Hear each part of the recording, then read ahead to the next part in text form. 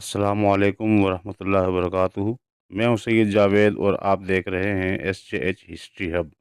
تو ناظرین، یہ کہانی ہے اس عظیم جنگجو فاتح بیت المقدس کی جسے لوگ سلطان صلاح الدین ایوبی کے نام سے جانتے ہیں۔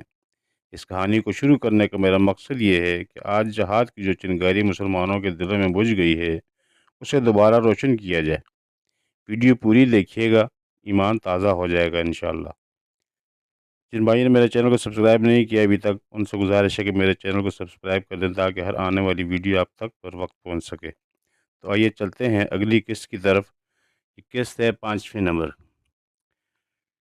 تقریباً 500 سال بعد وقت نے عجیب کروٹ بدلی۔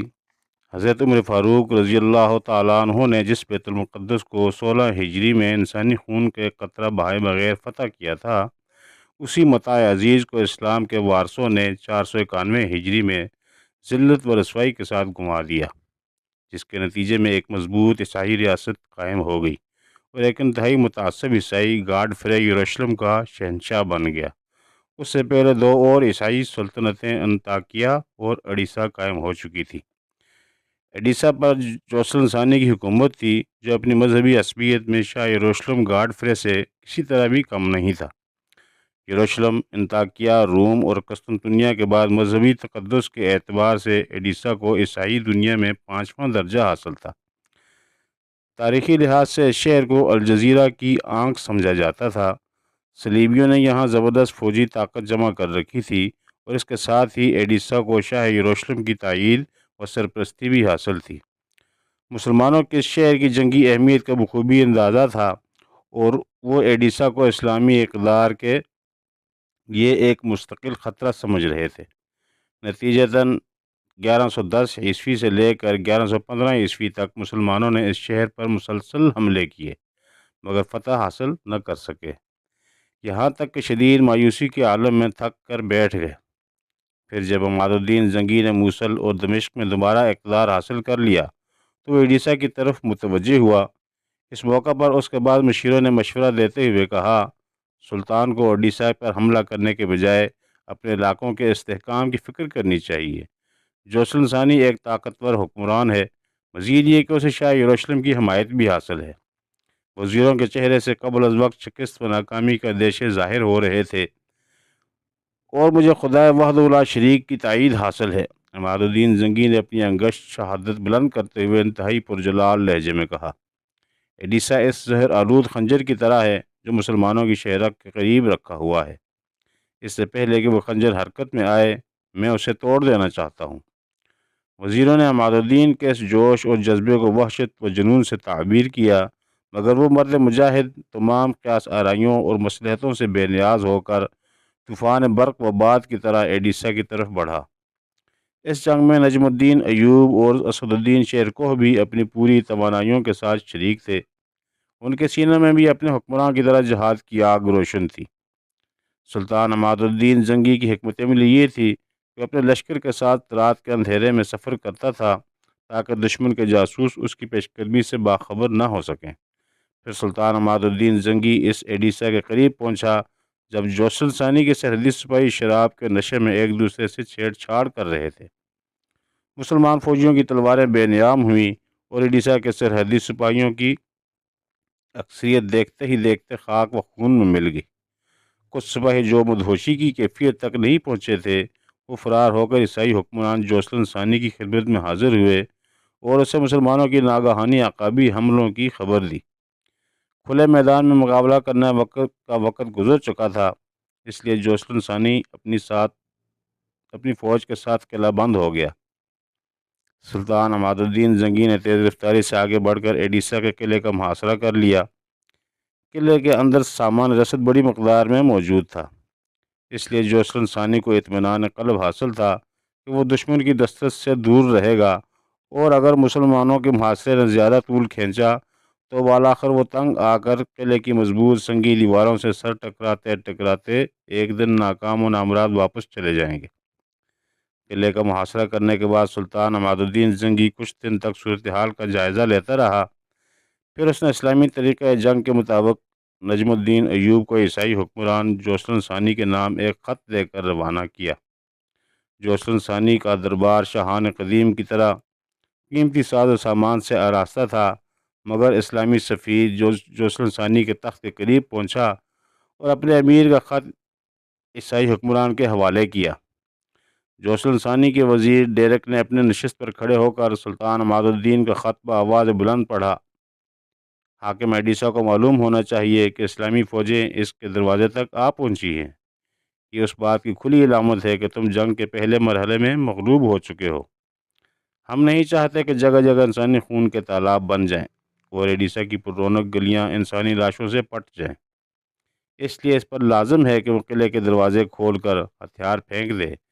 اس صورت میں ہم تمام عیسائیوں کے جان و مال اور عزت و آبرو کی حفاظت کی مکمل ضمانت دیتے ہیں، ورنہ پھر تلوار ہی فیصلہ کرے گی کہ کون تخت نشین ہوتا ہے اور کون زیر زمین۔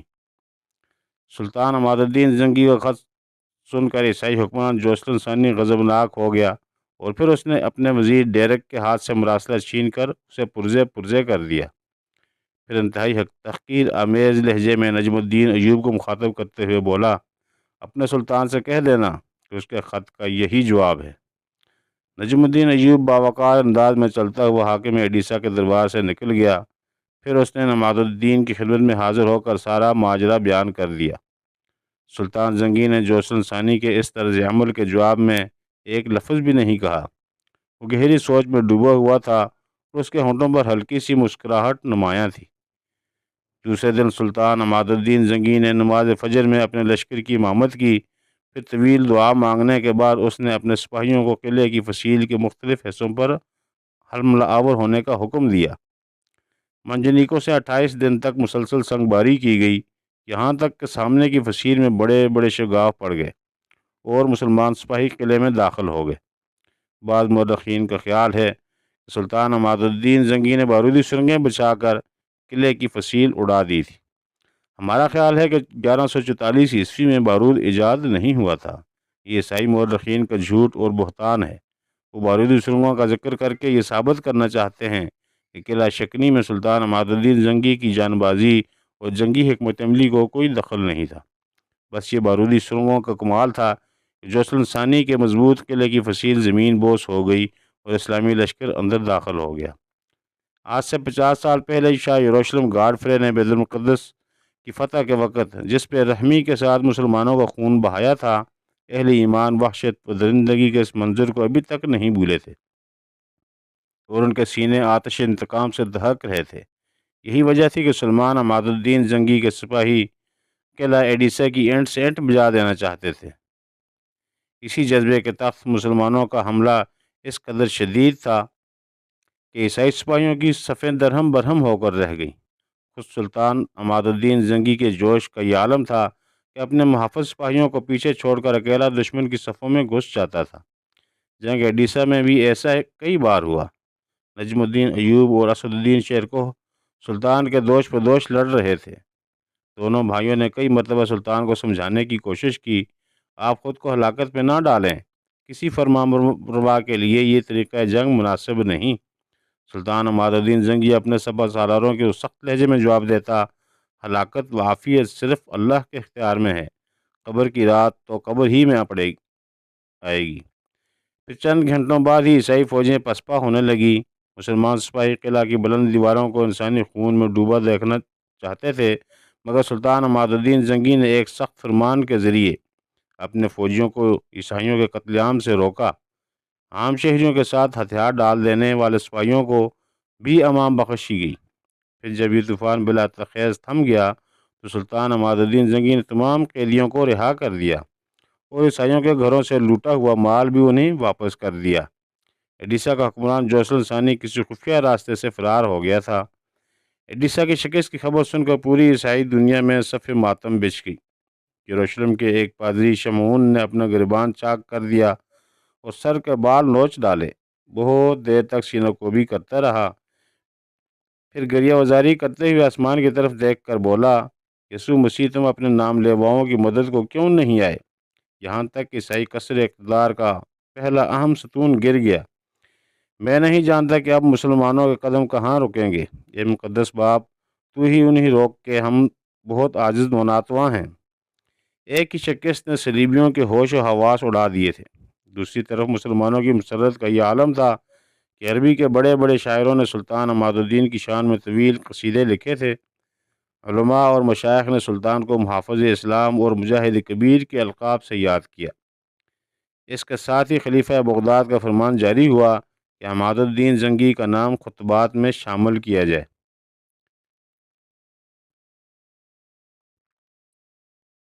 ناظرین، اس کے ساتھ ہی آج کی 5ویں قسط کا اختتام کو پہنچتی ہے۔